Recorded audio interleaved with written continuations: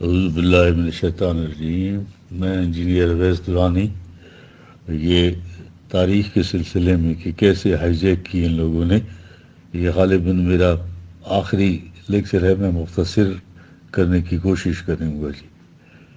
تو پچھلے لیکچر میں نے بتایا تھا کہ انہوں نے جو تاریخ میں مختلف قسم کی خرافات اور افسانے دیے ہوئے ہیں، ذرا وہ ملاحظہ کریں آپ اور دیکھیں ان کے جھوٹ اور ان کی کنکاکشن کا اندازہ لگائیں جی۔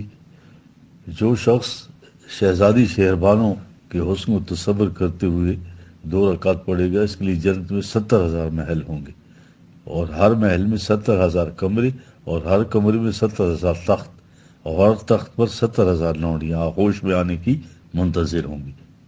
دیکھ رہے ہیں جی، حدیث، تفسیر اور سیرت کی کتابوں میں حد فاصلے نہیں ملے گی، یعنی تاریخ میں حدیث، حدیث میں تاریخ، اس طرح سیرہ میں تاریخ اور تاریخ میں سیرہ، اور پھر ان میں ہزاروں تضادات۔ ٹھیک ہے جی۔ علامہ شبلی سیرت النبی جلد اول صفحہ 27 پر احمد بن حنبل کا چونکا دینے والا قول نقل کرتے ہیں۔ 3 قسم کی کتابیں جن کا کوئی اصل نہیں، مغازی، ملائم اور تفسیر۔ بخاری نے کتاب الفتن باب میں لکھا کہ صحابہ کرام رسول کی وفات ہوتے ہی مرتد ہو گئے تھے۔ تبری نے لکھا، بعض صحابہ میرے پاس حوض پر وارد ہوں گے، رسول اکرم صلی اللہ علیہ وسلم نے فرمایا اب ان کو میرے سامنے سے رب جو ہے ہٹا دے گا، میں کہوں گا کہ میرے رب یہ تو میرے صحابی ہیں۔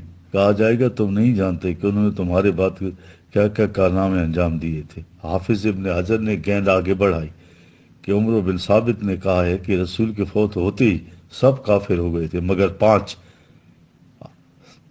5 جو ہیں آیت اللہ عظمہ حسینی نے گول کر دیا۔ لکھا کہ وہ 5 مسلمان جو تخت زمین پر رہ گئے تھے یہ تھے سلمان فارسی اور مقداد رضی اللہ تعالیٰ، ابو ذر، عمار اور ابو حذیفہ۔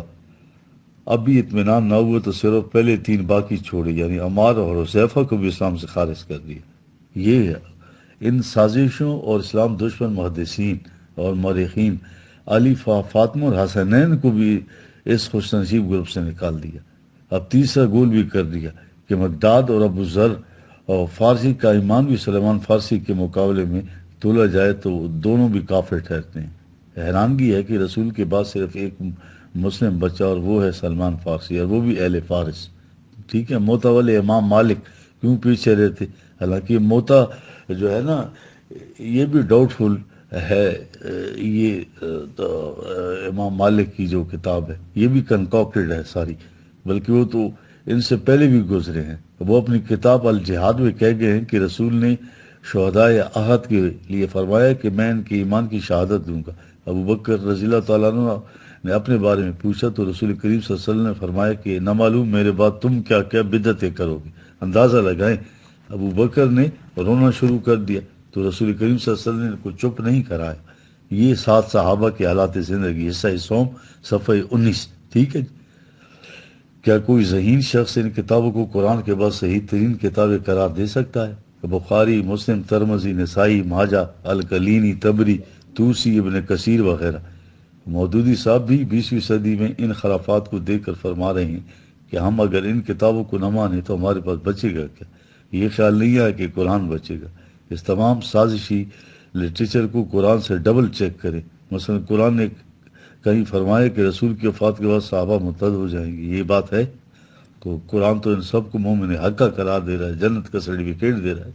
چند مورخین اور محدثین کے سالہائے وفات سے اندازہ لگائیں کہ یہ جوہر کس نے کس زمانے میں دیکھا ہے۔ پہلی بات یاد رکھیں کہ رسول اللہ صلی اللہ علیہ وسلم کا وفات کا سال 11 ہجری ہے۔ دوسری بات یہ کہ ان حضرات میں سے کسی شخص کے پاس یہ کتابیں مرتب کرتے ہوئے پہلے 2.5 صدیوں یعنی 250 سال کی تاریخ کا ایک تحریری پوزہ بھی موجود نہ تھا۔ فلاں نے کہا اور فلاں نے سے سنا اور فلاں نے اس سے سنا، اس نے اس سے یا کچھ ایسا ہی کہا، کما قال رسول اللہ۔ یہ دیکھ کما قال زنی باتیں ہیں ساری۔ یہ دیکھیں نا سالہائے وفات ان کے دیکھیں۔ یہ ابن جریر طبری، یہ مفسر مورخ فقیہ جو ہے 310 ہجری، اسماعیل بخاری 256 ہجری، مسلم بن حجاج 261 ہجری، ابو داود سیاہ سطح والے ہیں 275 ہجری، ابو عبداللہ ابن ماجہ 273 ہجری، ابو موسیٰ ترمذی 279 ہجری، عبد الرحمن نسائی 303 ہجری، مالک بن انس 179 ہجری، یہ موطا امام مالک والے، ٹھیک ہے جی۔ اور احمد بن حنبل جو ہے تو 241 ہجری ہے، یہ مسند احمد یہ فقیہ تھے، اور شافی 204 ہجری، مسند شافی یہ بھی فقیہ تھے۔ محمد بن یعقوب بن اسحاق الکلینی 329 ہجری، الکافی کا مصنف ہے۔ شیخ صدوق ابو جعفر محمد بن علی یہ 381 ہجری، ٹھیک ہے، یہ بھی فقیہ ہیں۔ ابو جعفر محمد بن حسن توسی 460 ہجری، تہذیب الکلام والا، ٹھیک ہے، یہ شیعہ مورخ تھے۔ ابو حنیفہ یہ فقیہ جو ہیں 105 ہجری، اور کوئی بے کتاب میں کوئی کتاب انہوں نے نہیں لکھی۔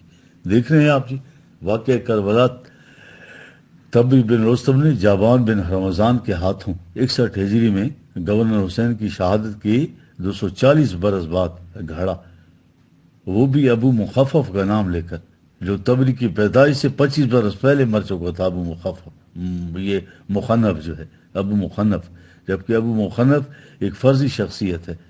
دیگر نے تحقیق کی اگر ابو مخنف تھا بھی تو تبری کی پیدائش سے 25 برس قبل مر چکا تھا، اور نہ تبری نے دعویٰ کیا کہ ابو مخنف سے اس کی ملاقات کبھی ہوئی۔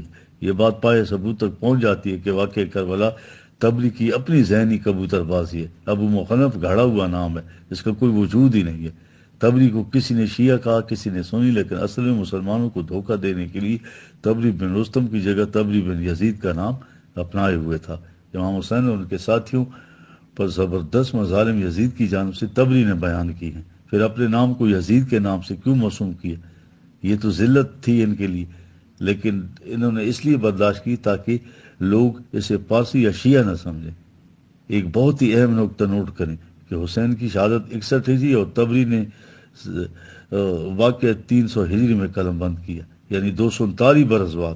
ان 250 صدیوں کے دوران سینکڑوں ابو مخنف جو ہے راوی ہونے چاہیے تھے جو یقیناً اس واقعے پر قلم اٹھاتے۔ اگر یہ ثانیہ واقعہ ہوتا تو تبری سے پہلے کسی نے بھی اسے بیان کیوں نہ کیا، ایون ان کے جو امام حسین کے جو خاندان والے تھے ان میں سے کسی نے بھی نہیں کیا، ٹھیک ہے، اور نہ یہ احادیث میں آیا ہے۔ اب ایک نظر علامہ تمنا عمادی کی تحقیق پر، یہ دراصل پارسی تھے، یہ اب چند وضاحت تھے جو پچھلے لیکچر میں میں کتابوں کا ذکر کر چکا ہوں نا، اس ڈائری کا غور بن عبد الرحمن کی، اب اس میں کچھ چند چیزیں اس نے بیان کی ہیں جو ابھی سامنے میں رہ گئی تھی مجھ سے، تو میں آپ کے گوش گزار کرنا چاہتا ہوں۔ یہ صحابہ کے یہ عظیم انسان عمر بن عبدالعزیز کے دور حکومت جو ہے 99 ہجری تا 101 ہجری اندلس کے گورنر تھے یہ، اور ان کی ڈائری صاف صاف یہ بتا رہی ہے کہ علی رضی اللہ تعالیٰ عنہ حسن حسین یک کے بعد دیگر عراق کے گورنر رہے تھے، یہاں تک کہ علی اور حسین اپنے مقدس اور ذیشان عہدوں پر رہتے ہوئے عراق اور ملت مسلمہ کی خدمت میں اپنی جانیں نچھاور کر چکے تھے۔ ان بلند ہستیوں نے اپنی لگن، محنت اور صلاحیتوں سے عراق کو جنت ارضی بنا ڈالا تھا۔ جمشید خراسانی یہ جو پارسی تھے، علی کو شہید کر کے، اور جابان بن ہرمزان، یہ یاد رکھیں جابان بن ہرمزان نے حسین کو شہید کر کے یہ سمجھا تھا، یہ ڈائری میں ہے کہ عراق اہل فارس کی جھولی میں آ پڑے گا، لیکن علی اور حسین کا خون رائے گاہ نہیں گیا۔ مرکز خلافت دمشق اور دیگر مقامات سے قاصد یہ بتا رہے ہیں کہ 100 ہجری میں کوفہ، بصرہ، آگے کوئی نام ہے وہ پڑھا نہیں جا رہا، ٹھیک ہے، میں شام، فلسطین اور مصر سے بھی زیادہ خوشحالی ہے۔ یہ ڈائری، یہ جو ذاتی ڈائری ہے حور بن عبد الرحمن کی، یہ براورڈ کاؤنٹی کے شعبہ آثار قدیمہ میں موجود ہے، ٹھیک ہے جی۔ اب دوسری میزان الفارس جو ہے، یہ حجت اللہ عبد القادر علی موسوی نے یہ تحریر کی ہے۔ عثمان غنی ذوالحجہ 23 میں حضرت عمر کی شہادت کے بعد سے 35 ہجری تک امیر المومنین رہے، 12 سال تک مدینہ میں خلیفہ تھے، اور اس وقت علی مرکز خلافت کی جانب سے کوفہ میں متعین عراق کے گورنر تھے۔ ایران میں شائع ہونے والی مارکۃ الآراء کتاب، ایران میں شائع ہوئی میزان الفارس، یہ حجت اللہ عبد القادر علی موسوی دور عثمانی کا نہایت خوبصورت نقشہ 2 باب میں کھینچتے ہیں۔ مکمل امن و امان، خوشحالی، سکون، ترقی، تعصبات سے بالا یہ معاشرہ۔ اس کتاب میں قدیم ماخذ بھی استعمال کیے گئے جو حال ہی میں استنبول اور ہسپانیہ سے دستیاب ہوئے ہیں۔ ریاست جارجیا میں مقیم فریدون تسلیمی آج کل اس کتاب کا فارسی سے انگریزی میں ترجمہ کر رہے ہیں۔ ایران میں اس کتاب پر مکمل پابندی ہے۔ اب اگلی کتاب میں کچھ پوائنٹس رہ گئے تھے۔ دلائل نبوت از عبد الجبار کرامتی۔ اس کتاب کا صرف ایک کلمی نسخہ استنبول کے میوزیم میں موجود ہے۔ عبد الجبار کرامتی کی نایاب کلمی کتاب دلائل نبوہ سیدنا محمد، عربی میں لکھی ہوئی، جو مصنف ایک سچا مرد مومن اور عاشق رسول ہے۔ کرامتی فرقے کی عجیب و غریب عقائد کے باوجود عبد الجبار کرامتی جو ہے فرقہ بندی سے اس طرح آزاد اور بلند ہے، ہاں، جس طرح ایک مومن کو ہونا چاہیے۔ خواہ یہ فواد ہافمین جرمنی اسکالر جو ہیں جنہوں نے عالمی اسلام قبول کیا ہے، ان کو عربی پر پوری دسترس حاصل ہے۔ انہوں نے کتاب کے کچھ سے نقل کر کے شائع کیے تھے اسی کے کیا کہتے کہ حضور کی نبوت صادقہ پر اس سے بڑی دلیل اور کیا ہو سکتی ہے کہ آپ کی وفات کے 250 برس بعد یعنی 280 ہجرہ تک آج بھی آپ قافلہ اسلام کے سالار ہیں۔ اور اگر آگے لکھا ہے اسی کتاب میں، اسے آپ کی رحمت و تربیت سمجھی کہ آپ کی وفات کے بعد سیدنا ابو بکر جیسا گوہر نایاب ملت مسلمہ کو نصیب ہوا۔ ابو بکر کی عظمت کو سلام کہ رسول نہ رہے مگر نظام رسالت میں ذرا سا بھی رخنا نہ آیا۔ آگے لکھا ہے سلام اے فاروق کے اعظم کہ آپ 13 ہجری میں رسول اور خلیفہ رسول کے وفات کے صدمے کو کردار کی ڈھال بن کر امت کو محفوظ رکھا آپ نے اور تمام سازشوں کا مقابلہ کیا۔ ٹھیک ہے، آگے لکھا ہے سلام اے ذو النورین عثمان جنہوں نے فاروق اعظم کا خلا جو ہے 23 ہجری سے 35 ہجری تک اس خوبی سے پورا کیا کہ نظام حکومت اور خلافت کی چادر میں ذرا بھی شکن نہ پڑی۔ عثمان کے دور میں اب یہاں دیکھیے باغیان سرگرمیوں کا قصہ یہی جھوٹا ثابت ہو جاتا ہے۔ آگے ہے سلام و آپ پر اے علی ابن طالب جو 13 ہجری سے 40 ہجری تک ہمارے سب سے بڑے صوبے عراق کے گورنر رہے اور 35 سے 40 ہجری تک امیر المومنین کا بار بھی بے مثل طریقے سے اٹھایا۔ اب آگے اسی کتاب میں ہے اہل فارس کی ریشہ دوانیوں سے مرکز خلافت کو بڑے اندیشے لاحق تھے کہ علی کی دوراندیشی تھی کہ انہوں نے عارضی طور پر دارالخلافے کو مدینے سے کوفہ منتقل کر دیا۔ آج بھی 280 ہجری کے قریب عالم اسلام اسی طرح متحد ہے جیسے ایک جسم کے اعضاء متحد ہوتے ہیں۔ اب ایک دوسری کتاب میں لیا دین و دولہ، ٹھیک ہے، یہ علی بن سہیل ریبن جو ہے 205 ہجری میں، مصنف کی تاریخ پیدائش 160 ہجری ہے۔ یہ ایک عرب خاتون کا عربی سے انگریزی میں ترجمہ ہے، یعنی یہ تبری سے بھی پہلے کی شخصیت ہے۔ تبری کی پیدائش 224 ہجری اور کتاب کی ورگردانی کریں تو معلوم ہوگا علی ابن ربن سچے عاشق رسول ہیں۔ انہوں نے تورات و انجیل کے حوالے سے حضور صلی اللہ علیہ وسلم کی آمد کے بارے میں بشارتیں عقیدت سے جمع کی اور خوبی سے جمع کی ہیں۔ یہ صاحب یہود و نصارہ سے مناظر کرنے کے ماہر ہیں۔ اس کتاب کے مقدمے میں یہ بیروت کے پبلشر جو ہیں عادل رقم تراز ہیں کہ اسلام کی حقانیت اور رسول کریم صلی اللہ علیہ وسلم کی صداقت پر علی ابن ربن ایسی عظیم کتاب لکھ گئے ہیں جو وہی لکھ سکتے تھے۔ اس میں لکھا ہے رسول کریم صلی اللہ علیہ وسلم کے تمام صحابہ اور مبلغین تاریخ اسلام کے نیک انسانوں میں سب سے زیادہ پاکیزہ نفوس اشخاص تھے، اور یہ کہ یہ آپ ہی کی نبوت اور عظمت کردار کا فیض ہے کہ سیدنا ابو بکر، سیدنا عمر، سیدنا عثمان، سیدنا علی جیسے عظیم المرتبت ہستیاں امت مسلمہ کو نصیب ہوں۔ آگے لکھا ہے حسن، حسین، عبداللہ بن زبیر، عبد الملک، یہ ولید بن عبد الملک اور محمد بن حنیفہ، عبداللہ بن عمر، عبد الرحمن بن ابو بکر اور خواتین میں خدیجہ، عائشہ، فاطمہ، زینب، کریمہ غالباً یہ عمر بن عبدالعزیز کی بیگم ہے جیسی عظیم خواتین اب تک ملت کے حصے میں آئی ہیں۔ اور پھر عمر بن عبدالعزیز جنہوں نے دور قدوسی کے جلوے دکھا دیے۔ یہ آج بھی رسول کی ذات گرامی کا فیض ہے کہ آج تک امت مسلمہ کسی نوع کا انتشار اور اختلاف پیدا نہیں ہوا۔ جو عظیم نام میں نے ابھی درج کیے ہیں مصنف کہہ رہا ہے اور دیگر اسماء گرامی جو اس کتاب میں ستاروں کی طرح چمک رہے ہیں وہ سب انما المومنون اخوہ کی عملی مثال ہے اور آج بھی ہیں، یعنی 205 ہجری میں۔ آگے لکھا ہے یہی سبب کہ اسلامی انقلاب کو روکنے والی کوئی طاقت دنیا میں نظر نہیں آتی، کہیں سے مخالف ہو تو خس و خشاک کی طرح بیٹھ جاتی ہے۔ مندرجہ بالا اقتباسات مسلمانوں کی بامی خانہ جنگیاں دیکھ رہے ہیں، جمل، صفین، نہروان، کربلا، سب کے سب یہ بات کے مورخین کی اختراعات اور جھوٹ ہے، اور ان مجرموں نے ملت مسلمہ کو توڑنے کی سازشیں کی ہیں۔ اب سمجھ رہے ہیں ابھی آپ بات؟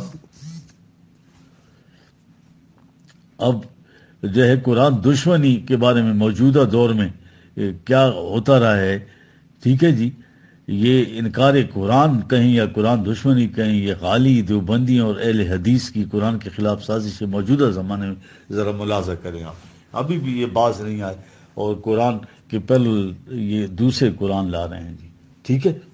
الکتاب یعنی الکتاب، مخصوص کتاب کے بارے میں ہمیشہ سے یہ عقیدہ رہا ہے کہ اس میں کوئی تبدیلی نہیں کی، لا تبدیل لکلمات اللہ، ٹھیک ہے جی۔ وَإِنَّ لَهُ لَحَافِظُونَ، یہ اللہ کا وہ ہے، وعدہ ہے، جبکہ اس کے نزول کے دوران اور فوراً بعد سے ہی اس میں تبدیلی کی کوششیں شروع ہو گئی تھی۔ سب سے پہلے دوران نزولی مشرکین نے اس میں تبدیلی کا مطالبہ کر دیا، مگر اللہ تعالیٰ نے بذریعہ رسول جو ہے نے کسی بھی قسم کی تبدیلی سے انکار کر دیا، فرمایا کہ وہ صرف نازل شدہ وحی کا اتباع کرتے ہیں، یعنی القرآن، ٹھیک ہے جی۔ اس کے بعد رسول کے آخری دور میں یہ مسیلمہ کذاب نے نبوت کا جھوٹا دعویٰ کر دیا، کچھ اوٹ پٹانگ سی عبارات ملا کر ایک اور قرآن نازل ہونے کا دعویٰ کر دیا۔ قرآن کو محرف یا بدلنے کی سازش پچھلے 1400 سالوں سے جاری ہے۔ عرب کے بڑے بڑے شعراء اور ادیب جو ہیں تو قرآن جیسی عبارت بنانے سے معذور۔ مسیلمہ کذاب نے بھی قرآن کے معجزے سے عاجز آگے، یہ قرآن کی سورہ عادیات کا معجزہ لکھ سکا، اس کے خیال میں رحمان نامی فرشتہ اس پر وحی نازل کرتا ہے۔ کافہ کے رہنے والے مسیلمہ ابن حبیب حنفی نے رسول کی موجودگی میں ہی نبوت کا حصہ مانگا تھا۔ رسول کی وفات کے وقت خلیفہ اول ہی کی خلافت کے آغاز میں اس نے نبوت کا دعویٰ کیا اور خروج کیا۔ یہ 11-12 ہجری میں ابو بکر رضی اللہ تعالیٰ عنہ کی سرکوبی کے لیے فوج بھیجی انہوں نے، اور اس میں ہلاک ہو گیا۔ اب اس کذاب پر نازل ہونے والی وہی پڑھی اور ہنسی، یہ دیکھیے ان کا مینٹل لیول دیکھے، اور یہ جو کیا انہوں نے، ٹھیک ہے۔ مسلمہ کذاب پر وہی، یہ سنیں ذرا ترجمہ میں کر رہا ہوں اس کا۔ اور قسم ہے آٹا پیسنے والیوں، اور قسم ہے روٹی پکانے والیوں کی، اور قسم ہے سالن بنانے والیوں کی، اور قسم ہے گھی اور تیل کے لقمے کھانے والیوں کی، کہ تم کو صوف والوں پر یعنی بادیہ نشینوں پر فضیلت دی گئی ہے، اور مٹی سے مکان بنانے والے بھی تم سے بڑھ کر نہیں۔ تم تھکے ہارے کو پناہ دو اور طلبگار کو اپنے پاس ٹھہراؤ۔ دیکھ رہے ہیں آپ؟ اور کہا کہ قسم ہے بکریوں ان کے رنگوں کی، ان کی سیاہی اور دودھ کی، بکری کالی اور دودھ سفید ہے، یہ تعجب خیز ہے۔ پانی ملا دودھ حرام ہے، اور تم کو کیا ہوا کہ تم کھجور اور دودھ کا حلوہ کیوں نہیں بناتے؟ سورۃ الفیل کا معرضہ جو ہے کیا لکھا ہے کہ ہاتھی، اور وہ ہاتھی کیا ہے؟ اس کی بدنما دم اور لمبی سونڈ ہے، اور یہ بھی سے مینڈکی کی بچی، اسے صاف کر جس سے تو صاف اور کرتی ہے۔ تیرا بالائی حصہ تو پانی میں اور نچلا مٹی میں، نہ تو پانی کو گدلا کرتی ہے اور نہ پانی پینے والی کو روکتی ہے۔ غرض کی اس طرح بہت سے قرآن دشمن نے خرافات و زیان بکنے کی کوشش کی، مگر کسی نے ان کو قبول نہ کیا۔ مثلا یمن سنا کا رہنے والا اسود انسی یمنی نے نبوت کا دعویٰ رسول کی زندگی میں کر دیا، جس نے ایک صحابی مہاجر بن امیہ بن مغیرہ کو جو ٹیکس کی وصولی کے لیے آیا تھا ان سے جنگ کی۔ طلحہ بن خویلہ الاسدی اور یہ نصر بن حارث اور ابو العلا ماری اور ابن المفتح 142 ہجری کی بات ہے، ابو المغیث حسین بن منصور حلاج، ایک کتاب التواسین، یہ سب قرآن کے مقابل لکھی گئی تھی۔ یہ جتنے میں نے اوپر نام لکھے ہیں یہ لوگ تو شروع دور اسلام کے تھے، یہ شروع کے، ٹھیک ہے۔ اور رافضین میں سے بھی متشدد لوگوں نے آیات اور صورتیں بنانے کی کوشش کی، مگر اسے قبول نہ مل سکا۔ البتہ قرآن کے مثل ماؤ جو روایت گھڑی تو امت کی اکثریت نے اسے قبول مل گیا، ٹھیک ہے۔ دیکھ رہے ہیں 23 مئی 1844 کو علی محمد باب یا شیعوں کے امام مہدی اور کئی اور صاحب الزمان تک رسائی کا دروازہ کھول دیا گیا، حالانکہ باب ایک فاتر العقل عربی قواعد سے ناواقف اور بیرون قوتوں کا ایجنٹ تھا۔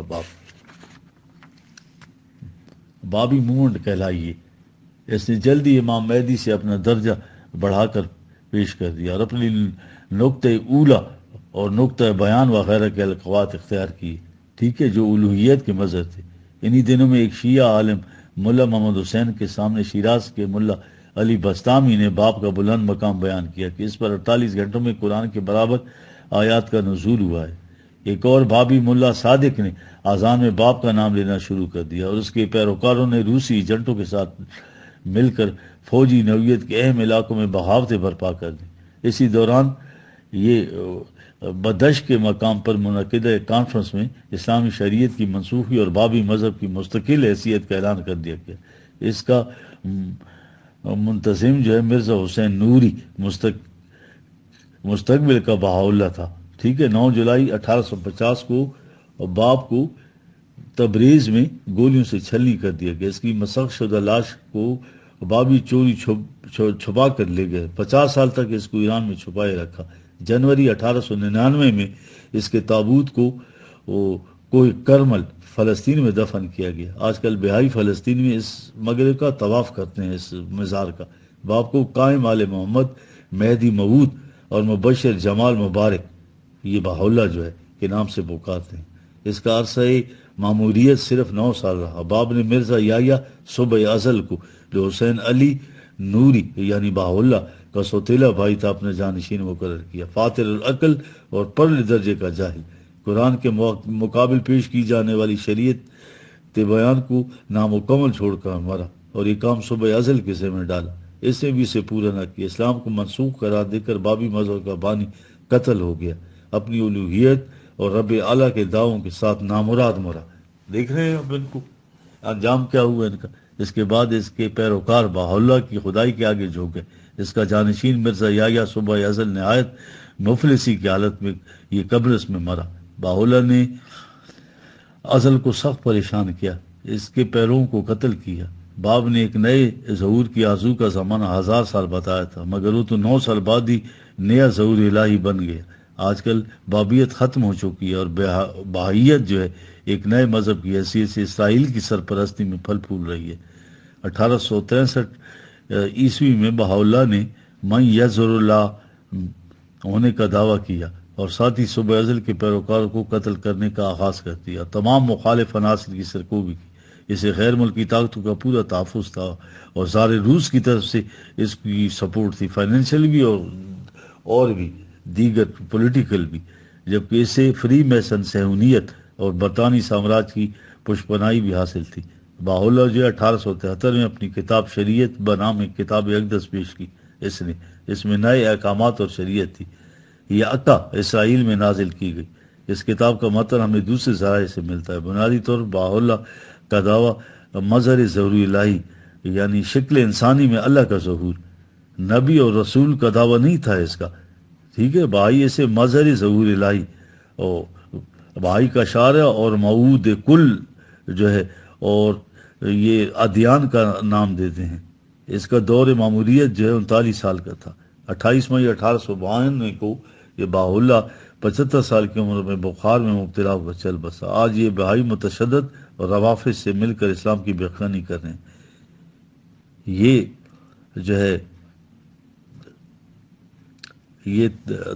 تو درپردہ جو ہے تو اپنے آپ کو مسلمان ظاہر کر رہا، درپردہ یہ جو ہے تو ہیں بہائی ہیں۔ قرآنی چیلنج، قرآن کہتا ہے کہ قرآن چیلنج یہ ہے کہ تم سب مل کر بھی اس جیسی قانون کی اگر ایک شک بھی لے آؤ تو اوپر جن لوگوں نے نبوت کے دعوے کی اور یا اس جیسی صورت بنائی بتا دیا گیا ہے، ٹھیک ہے جی۔ ہاں، صاحب کتاب شریعت ہونے کا دعویٰ نہیں کیا بلکہ اس نے، ٹھیک ہے، 19ویں صدی نبوت کا دعویٰ غلام احمد قادیانی نے بھی کیا تھا، ٹھیک ہے جی، مگر انہوں نے صاحب کتاب شریعت ہونے کا دعویٰ نہیں کیا بلکہ ذیلی یا بروزی نبی ہونے کا دعویٰ کیا۔ وہ قرآن اور نام نہاد احادیث اور حنفی فقہ کو اسلام مانتے تھے۔ یہ غلام احمد مرزا جو ہیں، ان کی جب کہ اہل سنت کا ہم یا 1000 سالہ مجدد اور صدی کے مجدد کا عقیدہ موجود ہے، یہ بھی پیچھے نہیں رہے۔ ہاں، 19ویں صدی 20ویں صدی کے دوران کئی چھوٹے جھوٹے لوگوں نے نبوت مہدویت کے دعوے کیے۔ یہ مکہ میں ابھی 1979 میں حج کے موقع پر ایک حبشی نے مہدویت کا دعویٰ کیا اور جو مارا گیا۔ خود پاکستان میں کئی لوگوں نے مہدی بننے کے خواب بیداری میں دیکھے۔